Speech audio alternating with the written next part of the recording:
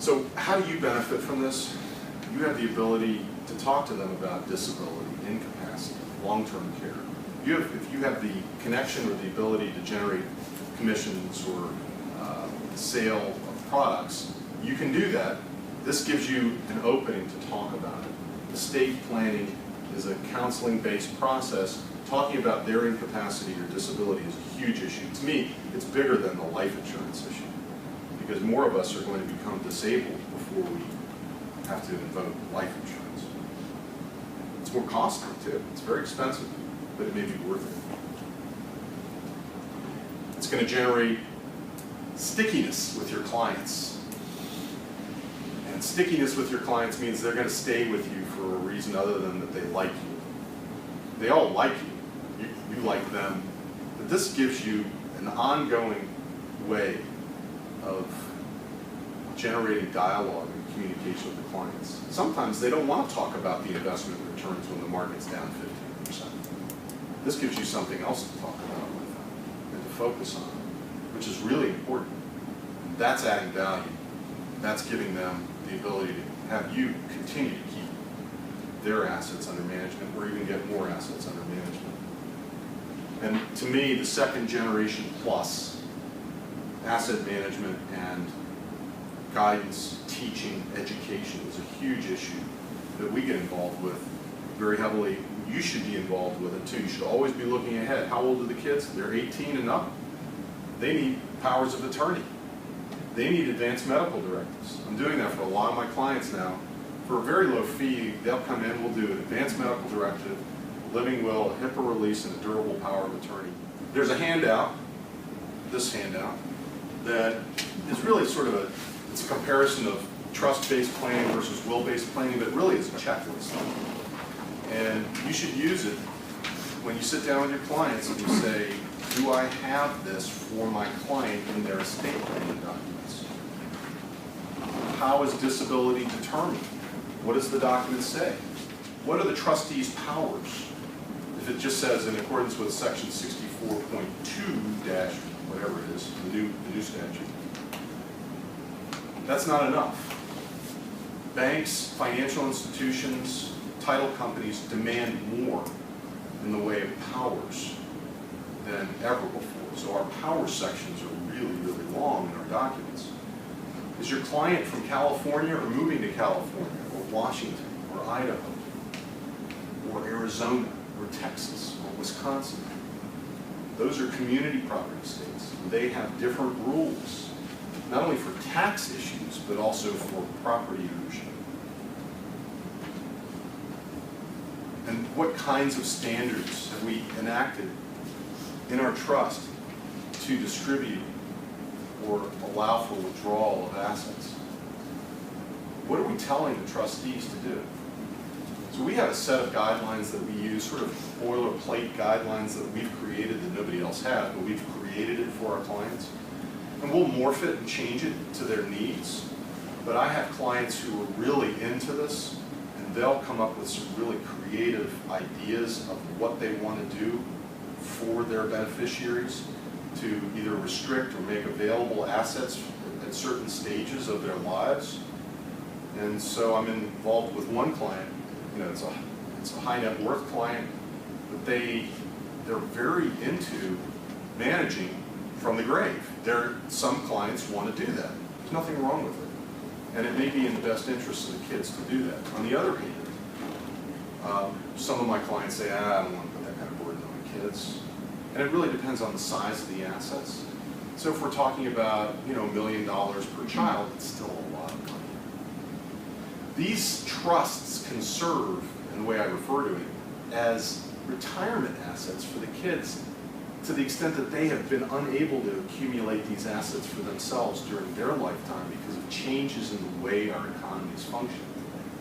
So if we have the ability to provide for that at little or no tax cost, why not? That means preserve the assets as long as possible, be more conservative in how the assets are being managed, provide guidelines to the trustees of what can or cannot be distributed at given points in time, and be very cautious until a certain age, maybe until age 55. Then they can withdraw the whole thing. It's to the benefit of the kid. But if the kid is a doctor or a lawyer or out there in the financial world, making a living, doing exceptionally well, running a business, being an engineer, being a manager of a business, putting that kind of constraint on them is going to offend them. It may offend them anyway. Tough. It's your choice. It's your client's choice. Give them that opportunity to see that that is a choice. And again, most of the clients are going to say, my kids are okay. But it's not always that way. Yes, sir. One question. I want to get your thoughts on naming the trust as beneficiary of an IRA. Okay. So the question is whether to name an IRA as a trust beneficiary. We're going to have a whole session on this as to why or why not to do it. In some cases, it does make sense to do it. The trust, in order to qualify for the ability to stretch out the IRA benefit over the lifetime of the beneficiary, has to have certain provisions in it. It either has to be what we call a conduit trust, which requires the required minimum distribution to be paid out regardless, or it has to be a qualified accumulation trust. And so, not getting into all the details on that, what we often do as a default is we'll say have the spouse be the primary beneficiary, but have the trust be the secondary beneficiary. And then, if the trust is properly structured, because not all trusts are, it can be stretched out over the life expectancy of the oldest beneficiary of the trust. You've got to be careful, because you may have a parent named as a beneficiary of the trust, and that's not very good for stretching out the IRA. We also use what are called IRA inheritance trusts, particularly for those clients who want and insist on using joint trusts. A joint trust is very, very helpful in community property states like Texas or California, where you can actually get a basis step up for the entire trust estate on the death of the first spouse in a joint trust. But if you have an IRA payable to a joint trust, it blows the ability to stretch it, stated very simply. I gave a speech to Jeff's firm probably 8, 9 years ago about this. It was the first time I met you guys, about IRA inheritance. And the IRS has ruled on this dozens of times. Joint trusts do not qualify for stretching, no matter what you say in the joint trust. So again, it all depends on the type of trust, and what the language is in the trust, and does it qualify to allow you to stretch it out. And even then, if the assets are payable to the trust and it requires distribution of the required minimum distribution, you can use that asset for the beneficiary's support without actually giving them the cash. And that's why I like using a trust as a beneficiary of an IRA or 401k. Other questions?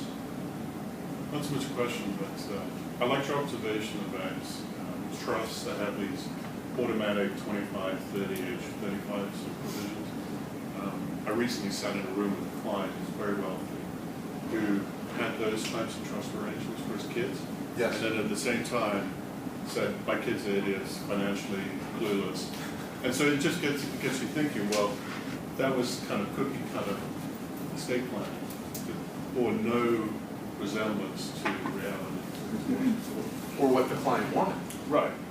And it speaks also to the portability point. I still see a lot of people with wills haven't been updated for years, so don't even address that. Yeah, I mean, the observation was these cookie cutter provisions, 25, 30, 35 automatic distribution, may not be what the client really wants. And relying on portability to assume the exemption and leaving everything outright to the surviving spouse may not be in the surviving spouse's or the client's best interest. So it's just it illustrates the need to talk about these things. And when they say, I don't need to update my will, I don't need to do anything, I don't want to spend the money, I don't care if I die without a will,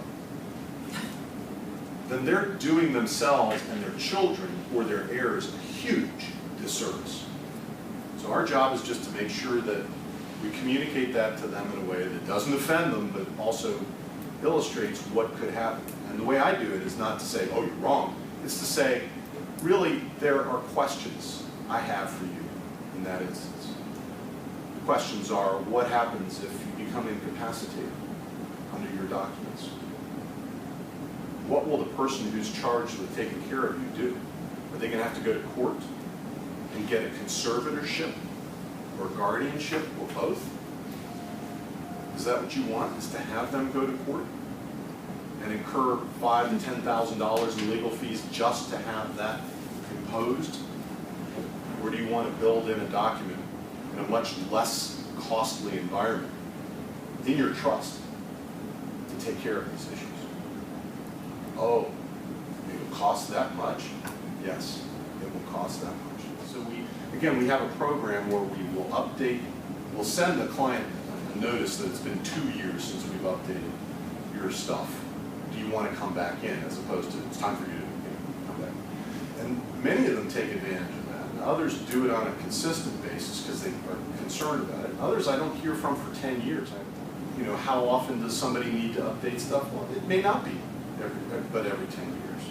But it's good to have a team approach where the financial advisor, the CPA, the life insurance agent, the financial planner, and the estate planning lawyer, and it might just be 3 people, it might be 2 people, but it's a team approach that's collaborative, counseling based. And that's what this boot camp is all about.